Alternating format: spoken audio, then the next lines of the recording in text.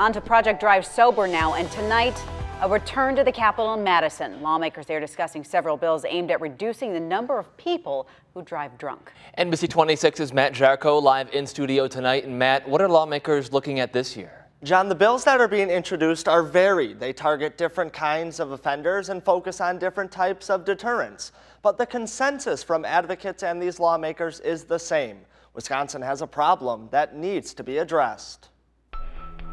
Advocates. It's totally disgusting. Lawmakers. We want people to know that there is no get-out-of-jail-free card here. And the Tavern League. If a bill can make our roads safer, regardless of what that bill is, we should take a look at it. Different perspectives, a common theme, a willingness for tougher laws.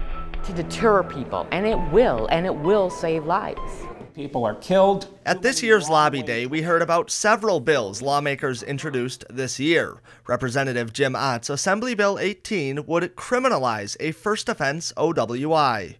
If they don't offend for a period of 5 years, that would revert to a civil forfeiture, but it would make the crime of first offense OWI handled more seriously than it is right now. Ott has also introduced several other bills this year.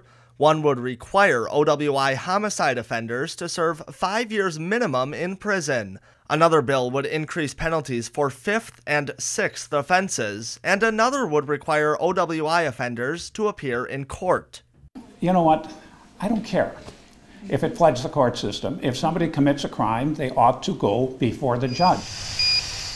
Ott's colleagues in the Senate have introduced bills expanding requirements on ignition interlock devices. Under Senator Andre Jacques' bill, offenders would get an ignition interlock device, and then after 6 months of clean driving, the OWI could be expunged. Senator Chris Larson's bill requires all alcohol OWI offenders to get that ignition interlock device. Having it in the first offense, having it in every conviction will create a change in the culture, which is what we need to shift.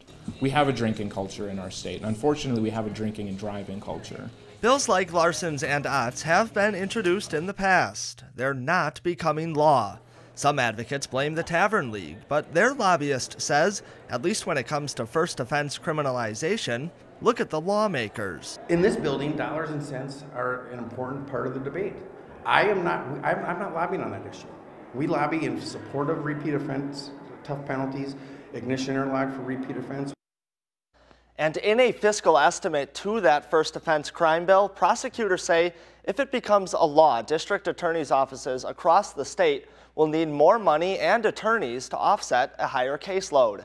Ott says the law would have less people driving drunk and thus less people needing to go to court.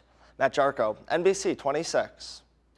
Matt, thanks as always. And as we do continue Project Drive Sober, we'd love to hear what you think of these ideas. You can reach us at the number on your screen, or you can send us an email. It's drivesober@nbc26.com.